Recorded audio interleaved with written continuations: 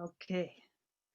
Hallo liebe Christina und ich heiße alle willkommen bei Spirit Lift. Mein Name ist Bettina Zumdick und ich freue mich heute hier Christina von Dreien interviewen zu dürfen.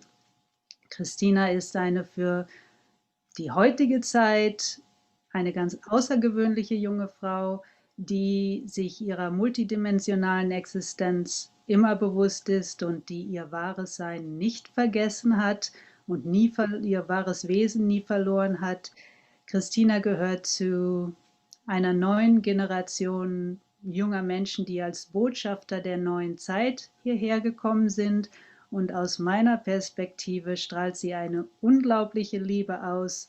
Sie überzeugt mit der Energie ihres wahren Seins, der Liebe, einer hohen Ethik und Authentizität, Schlichtheit und gleichzeitig einer humorvollen Weisheit, die weit über ihre irdischen Lebensjahre hinweg reicht. Aus astrologischer Sicht stehen wir als Menschheit gerade an der Schwelle eines neuen Zeitalters. Die Wintersonnenwende hier in der nördlichen Hemisphäre gilt als der offizielle Beginn des Wassermann-Zeitalters, the Age of Aquarius. Also wir sind vom Fischezeitalter in das Wassermann-Zeitalter gegangen. Und wenn wir uns unsere Welt angucken, dann können wir natürlich sehen, dass es ein bisschen schwierig ist, den Übergang zu finden, scheint es. Und Christina, ich habe dich kürzlich bei einem Livestream in der Schweiz gehört und da hast du die Veranstaltung geöffnet, indem du gesagt hast, es geht um die Liebe. Kannst du uns ein bisschen erzählen über die Liebe, über Gaia, unser Planet, was er beschlossen hat und vielleicht was der nächste Schritt für die Menschheit ist? Mm, Also so der nächste Schritt von der Menschheit als, als, äh, mm, als Kollektiv ist ja klar, dass wir also mit der Erde mitgehen, weil sie erhöht ja ihre Schwingung. Aber wie das halt für die einzelnen Menschen ist, das ist ja total unterschiedlich, weil ja jeder ein anderes Bewusstsein hat. Und dann wächt ja auch nicht jeder auf. Also es gibt Menschen, die wachen ja nicht in dieser Inkarnation auf. Und dann,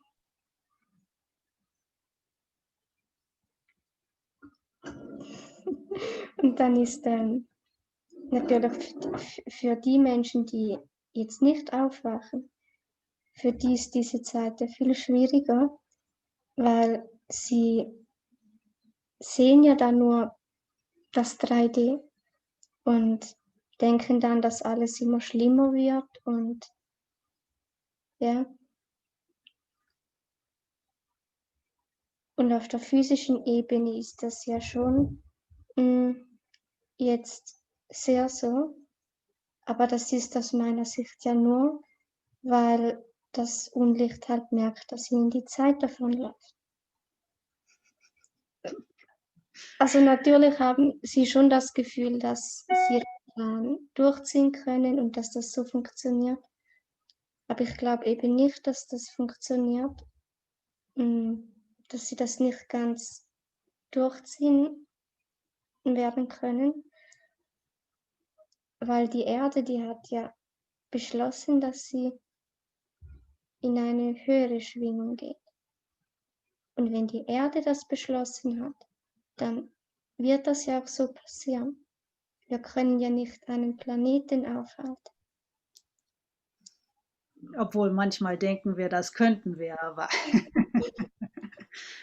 Und aber das ist ja wie mit der Liebe, da die Erde sich entschieden hat, ihre Schwingung zu erhöhen, gehen wir ja wieder mehr der Liebe entgegen. Und Liebe, die kann man ja auch nicht aufhalten. Die kann man ja nur verzögern. Und die Maßnahmen, die jetzt so sind mit der ganzen Geschichte, die gerade ist, das ist wie eine Verzögerung und das etwas komplizierter wird, aber nicht, dass man es aufhalten kann. Du hast ein neues Buch, was ich leider noch nicht habe. Das heißt, am Ende wird alles gut oder so ähnlich jedenfalls.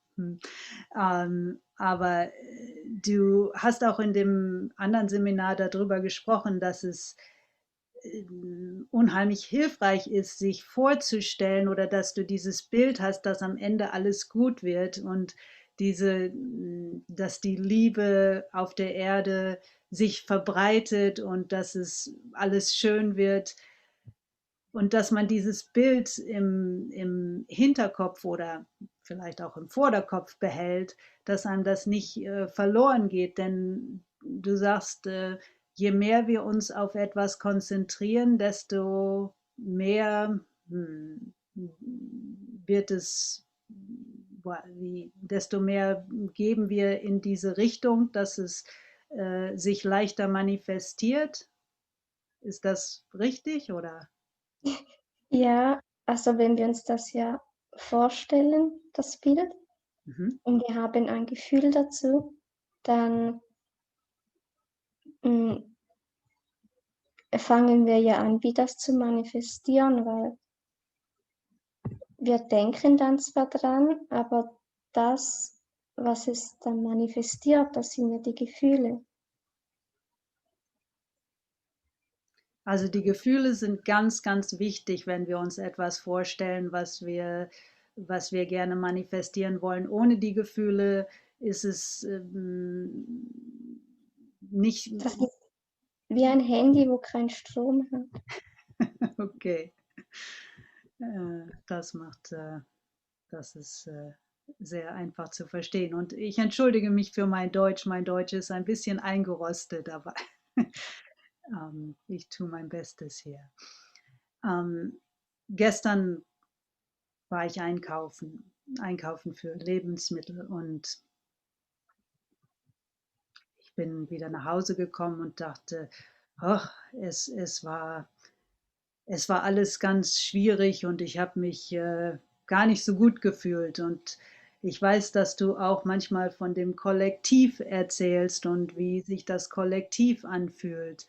Und dass man, wenn man mit vielen Leuten zusammen ist, deren Gefühle hauptsächlich in der Schwingung von Angst und ja, Ängsten sind, dass das auf einen abfärbt.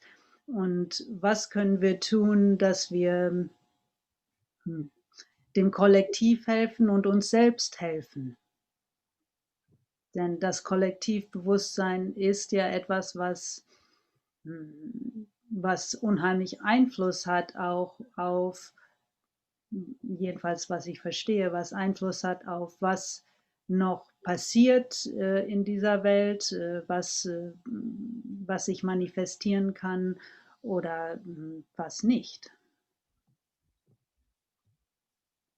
Also das Kollektiv beeinflusst ja nicht nur uns, sondern wir können das Kollektiv ja auch beeinflussen. Alles, was wir ja denken und fühlen und was wir tun, das geht ja automatisch da rein. Und wenn wir jetzt schauen, dass wir eine hohe Schwingung haben, also dass wir positive Gefühle haben, dann und uns auf das Positive konzentrieren, weil es gibt ja in allem was Positives, also auch in den Dingen, die jetzt sind, weil wir sind ja in der Dualität und wenn wir sehen, dass es ganz viel Schlimmes hat, dann muss ja irgendwo auch das Gute sein. Und wenn wir uns darauf konzentrieren, dann geht es uns ja automatisch besser. Und dadurch, dass es uns gut geht, geht das automatisch ins Kollektiv. Und dann wird es da ein bisschen leichter. Aber natürlich ist das Kollektiv jetzt sehr schwer, weil so viele Menschen Angst haben. Und darum, je mehr Menschen was Positives da reinschicken, desto leichter wird das Ganze. Und das geht ja da ganz automatisch rein. Also wir müssen da nicht mal dran denken. Wir müssen uns auf was Positives konzentrieren. Wir müssen sehen, dass es uns gut geht, dass wir uns gut fühlen. Und das Ja. kann unterschiedlich sein, je nachdem, wer wir sind. Also mancher mag im Wohnzimmer tanzen, mancher mag sich gute Musik anhören, mancher mag eine gute Konversation haben oder ist es ganz egal, was es ist, außer dass es niemandem zu harm, wie sagt man das? Schaden. Schaden kommt. Danke.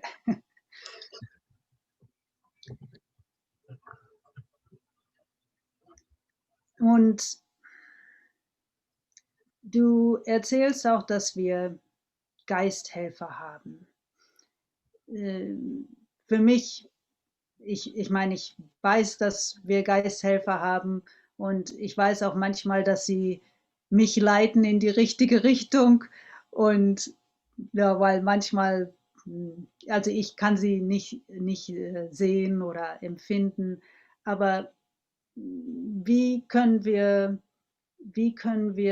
in Kontakt mit unseren Geisthelfern, mit unserem geistigen Team kommen, sodass wir mehr diese Verbindung, diese vertikale Verbindung auch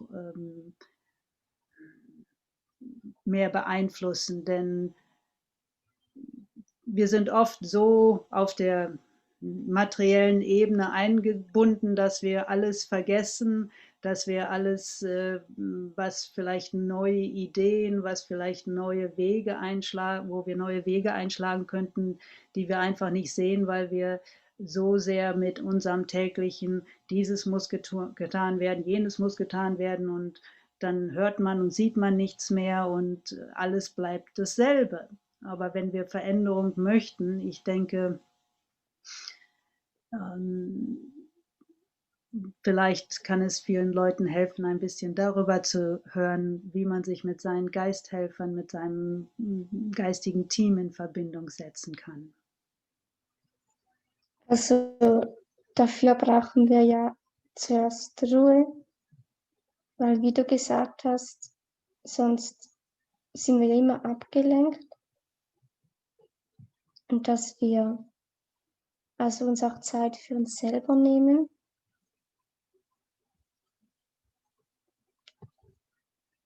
Und wenn wir dann in Kontakt mit ihnen gehen wollen,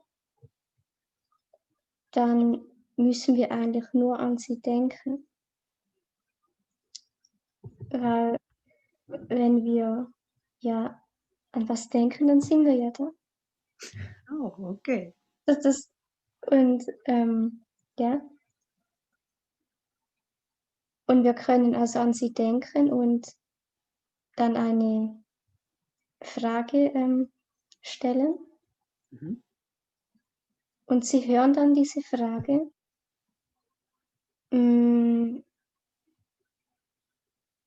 Sie hören sie immer. Es kommt nur darauf an, wie wir dann die Antwort bekommen. Weil jeder Mensch ist da ja auch anders. Also einige bekommen dann ein Gefühl und andere Bilder. Oder es ist einfach plötzlich ein Gedanke da. Das ist immer unterschiedlich. Aber hören tun sie uns ja immer. Ja, nur wir müssen uns darauf konzentrieren, sie zu hören auch oder die Antwort dann auch zu akzeptieren oder zu. Ja, und dass wir schauen, dass unsere Erwartungen uns nicht blockieren. und unsere Vorstellungen. Wir haben dann vielleicht Vorstellungen, wie und wann dann die Antwort kommen sollte.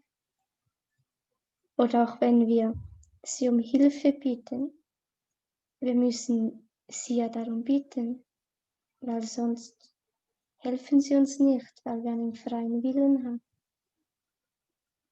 Und wenn wir ihnen dann sagen, dass wir bei dem und dem Thema Hilfe möchten, dann wissen wir ja nicht, wie dann die Hilfe kommt. Und dann müssen wir schauen, dass wir uns nicht selber blockieren, weil wir so Vorstellungen haben, wie das dann halt aussieht. Und manchmal, da kommt dann ja Hilfe und die ist dann nicht so angeschrieben. Und wenn da nicht Hilfe steht und sie sieht nicht so aus, wie wir uns das vorgestellt haben, dann kann es ja sein, dass wir das gar nicht bemerken oder das nicht so. Ja. Oder das sogar vielleicht abwehren. Das, das ist jetzt schlimm. Ja, ja, ja, das kann ich leider gut verstehen.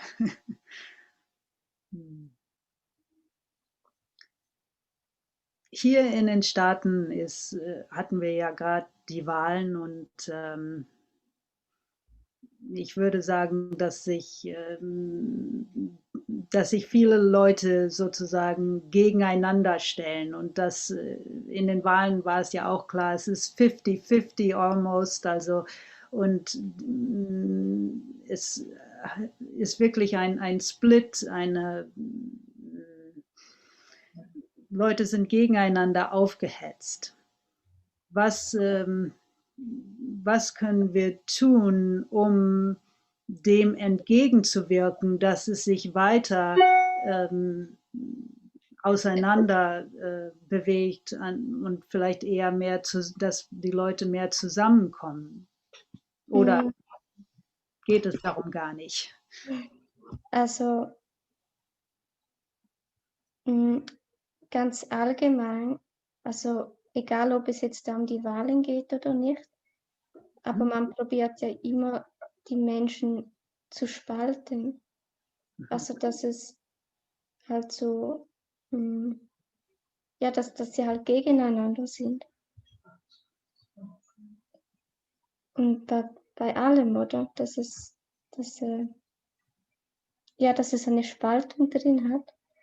Und das wird ja eigentlich nur gemacht, dass man die Kraft, die die Menschen haben, dass man die aufteilt und dass die Menschen dann ihre Kraft gegeneinander verwenden. Weil auch wenn das Unlicht ja viele Dinge macht, aber die sind ja an sich, sind die ja nicht dazu fähig, die Welt so zu steuern, wie sie wollen. Die Menschen geben ja ihnen die Erlaubnis. Also indem, ja, eben mit der Spaltung zum Beispiel.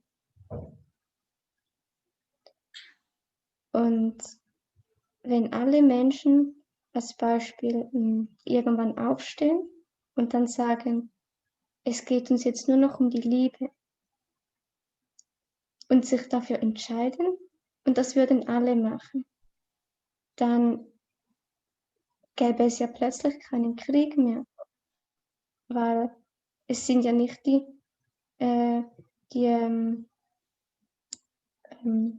Politiker, die dann in den Krieg gehen, sondern die Bevölkerung.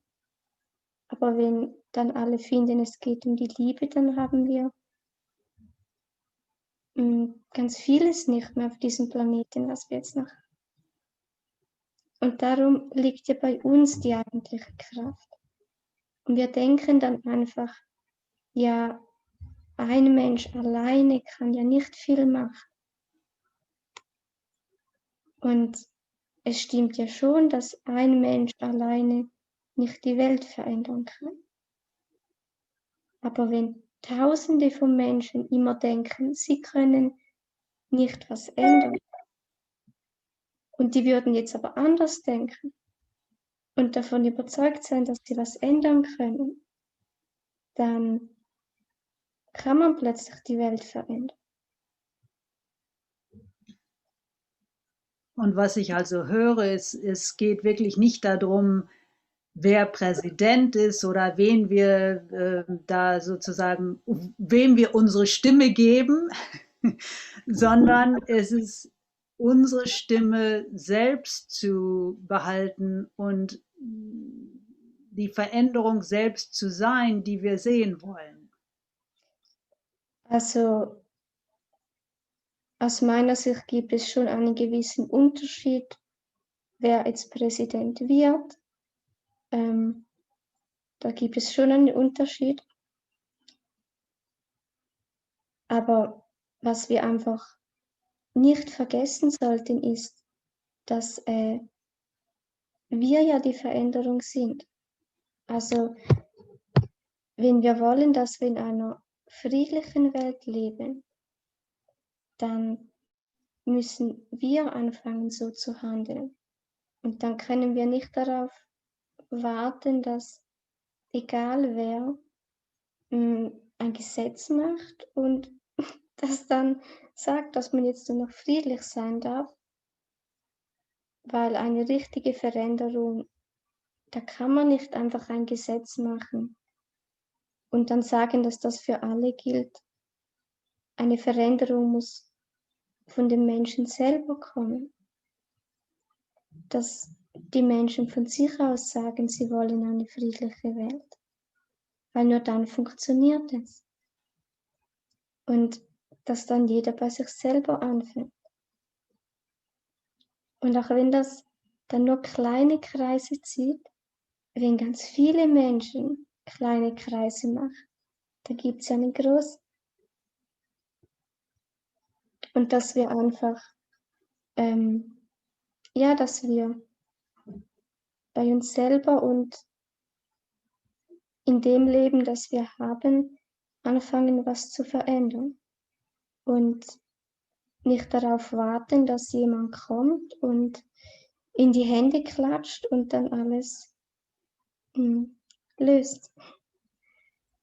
Wir haben natürlich Hilfe, das ist schon so, aber wir müssen am Schluss eine Veränderung machen, weil es ist ja auch unser Leben und wir leben ja hier auf der Erde.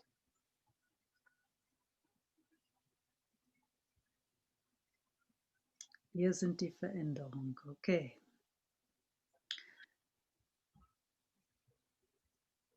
Ich möchte auch, wenn du willst, dass du vielleicht einmal kurz auf, ich glaube, du hast sie in Deutsch Elementarwesen genannt, die Wesen, die in den Pflanzen wohnen oder die helfen, die Erde grün zu machen. Also die um uns herum sind überall, in den Bäumen und in den Pflanzen, dass wir mit ihnen, du hast erzählt, dass wir mit ihnen sprechen sollen, auch wenn wir sie nicht bewusst wahrnehmen. Denn sie empfangen unsere Energie, wenn wir mit ihnen sprechen. Und wenn wir sozusagen so weitermachen wie bisher, wo viele Leute sich nicht darum gekümmert haben, dann gehen sie immer weiter weg, dann ziehen sie sich zurück, weil sie dann nicht mehr da drin leben können. Ist das richtig? Ja, also die Naturwesen, die gehen ja nicht von sich aus. Das ist ja ihre Aufgabe, dass sie bei der Natur sind. Die sind ja bei den Pflanzen und bei den Steinen und auch bei Zimmerpflanzen und in Parks. Und das ist ihre Aufgabe, dass sie da sind. Und somit wollen sie ja auch da sein. Und wir Menschen, wir müssen einfach schauen, dass wir mit der Natur gut umgehen. Und wenn wir wissen, dass es Elfen gibt und Zwerge, dann spüren die Elementarwesen das. Und dann wissen sie, ah, der Mensch, der weiß, dass es mich gibt. Und dann freuen sie sich ja auch. Und dann, ja, wir können da mit ihnen reden. Und sie hören uns ja, wenn wir mit ihnen sprechen. Und hören wir sie nicht, aber sie hören uns sicher. Und wenn wir schauen, dass es der Natur gut geht, dann haben auch die Elementarwesen einen schönen Lebensraum.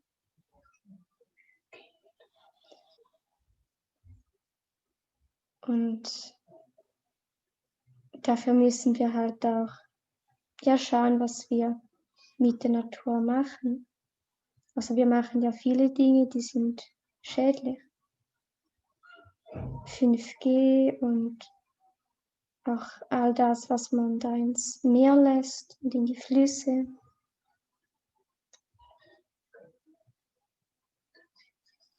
Und dann können die Elementarwesen ja nicht mehr so gut dort leben, weil wir zerstören ja den Lebensraum, in dem sie leben.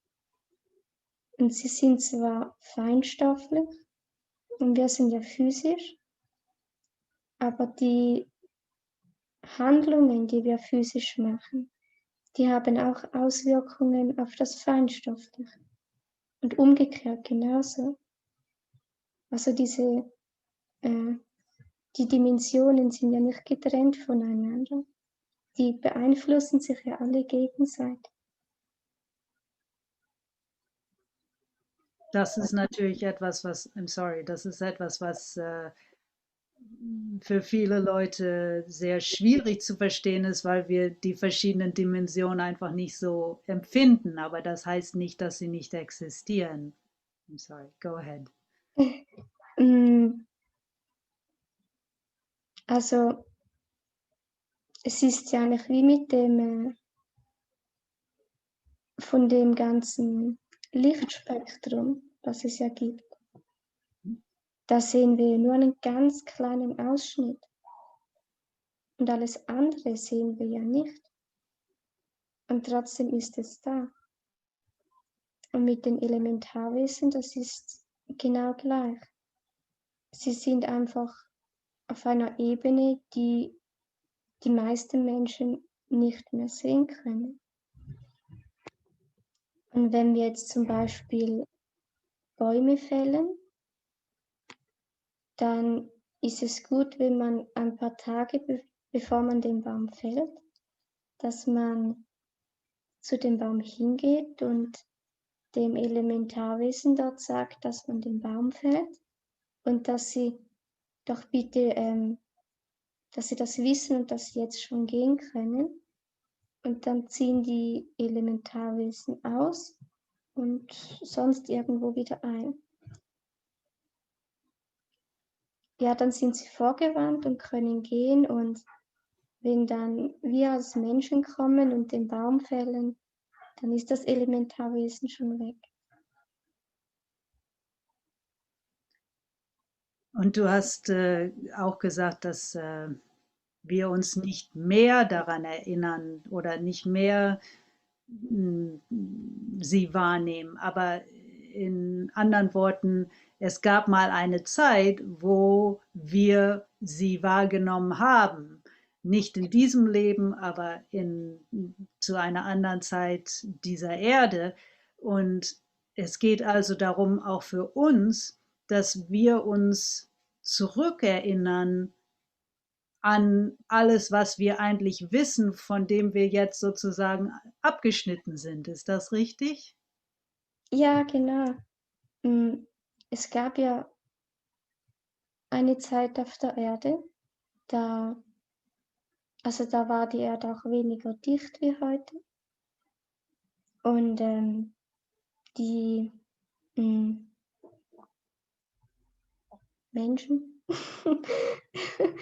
also die dann dort gelebt haben, die, äh, die waren viel feinstofflicher und die hatten eben nicht vergessen.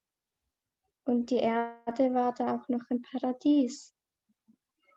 Und wir haben ja auch diesen Wunsch in uns, dass die Erde wieder ein Paradies ist. Und dass wir diesen Wunsch überhaupt haben, muss ja bedeuten, dass wir das mal gesehen haben. Weil wir können uns ja nichts wünschen, was wir nicht kennen. Und wenn wir das nicht in dieser Inkarnation gesehen haben, dann halt in einer anderen. Aber wir haben diese Information in uns, dass es das geben kann. Und dieser Wunsch, dass es dann wieder so wird. Und wenn jetzt die Erde eben ihre Schwingung erhöht und ihr Plan ist ja, dass sie wieder höher schwingt und dass dann wieder die Liebe auf diesem Planeten ist, dann wird es auch wieder so kommen, dass die Erde wieder schöner wird und dass die Menschen weniger vergessen. Weil Menschen sind aus meiner Sicht nicht dazu da, alles zu vergessen. Das ist jetzt einfach, ja, in dieser Zeit, in dieser Phase, in der wir gewesen sind und in der wir jetzt noch sind, dass es so war, dass die meisten Menschen vergessen haben, wenn sie hier inkarniert sind. Aber das Gute ist ja, dass alles im Leben nur eine Phase ist, außer das, aus dem das Universum wirklich besteht. Das ist ja Liebe. Also auch wenn jetzt irgendwas schlimm ist und nicht gut, die Frage ist natürlich, wie lange das geht. Das kann ja unter Umständen schon sehr lange dauern. Aber irgendwann wird es nicht mehr da sein, weil es ist einfach nicht das, aus dem alles wirklich gemacht ist.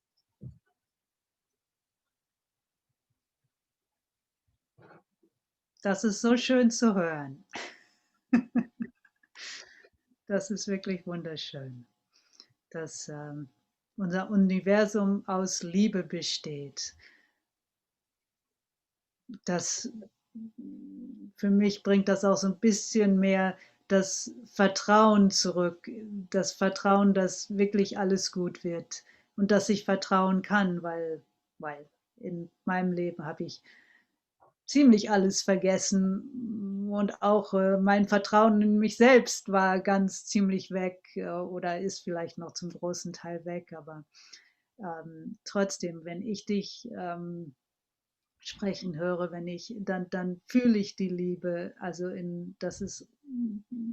dann erinnere ich mich an die Liebe, die da ist und das ist unheimlich schön und ich denke, das ist auch schön für die Zuschauer. Denn ja, in unserer Zivilisation, wie es jetzt ist, wo es ums Überleben des Stärksten geht und Konkurrenzkampf und naja, und jetzt auch noch der Virus und alles. Und der Maßstab ist wirklich nur, der Maßstab unserer Zivilisation scheint zu sein, weil die am meisten Geld haben, denen geht es am besten und das ist am wichtigsten und alles andere ist nicht wichtig. Aber es geht wirklich um die Liebe. Es geht um die Liebe und diese Liebe in uns wieder zu entdecken. Und dadurch können wir uns erinnern und auch wieder was an alles andere andocken oder mit allem anderen ja, connecting, zusammenkommen. So, Verbinden. verbinden. Thank you. Ja. Und gerade wenn jetzt so viele Menschen Angst haben, dann haben wir ja eine Verantwortung, wenn wir wissen, dass es eben darum geht, dass wir mit der Liebe verbunden sind und dass wir nicht in die Angst gehen. Weil wenn wir in der Angst sind, dann können wir gar niemandem helfen. Wir finden auch keine Lösungen, weil wir sind dann irgendwie ein bisschen wir im Kopf. Also das geht dann ja nicht. Und wenn wir Angst haben, dann haben wir auch keine Zuversicht und wir haben nicht, ja. Und es sind ja jetzt viele Menschen in der Angst.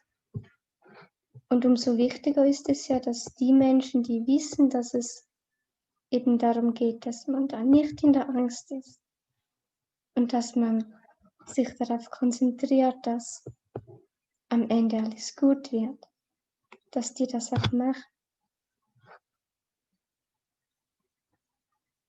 Sehr schön, sehr schön.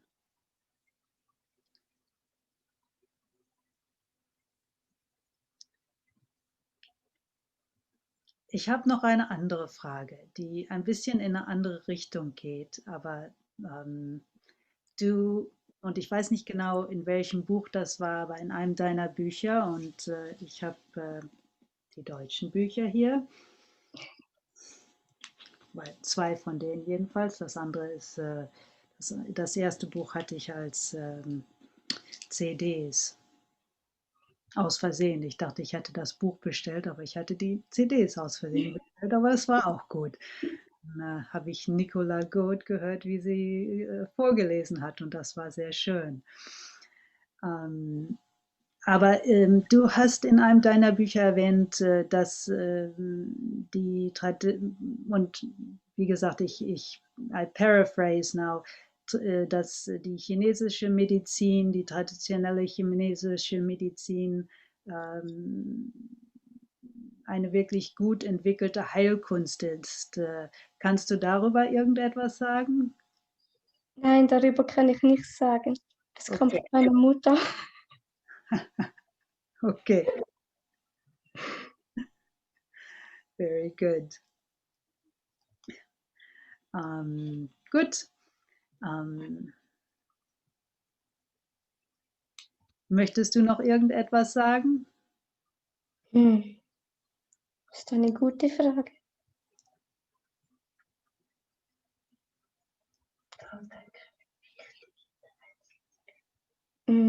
Einfach, dass man daran denkt, dass wir auch alleine eine große Wirkung haben.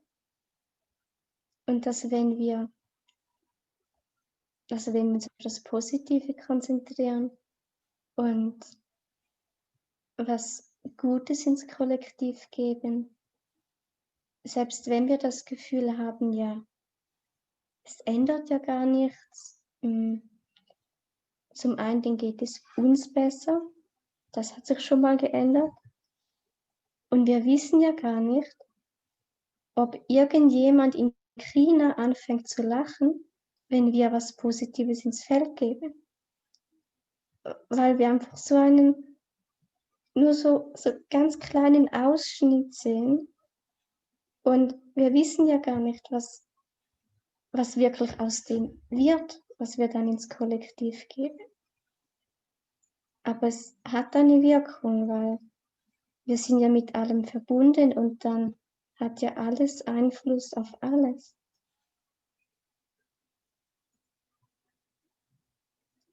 Dankeschön. Das ist ein sehr schöner Abschluss.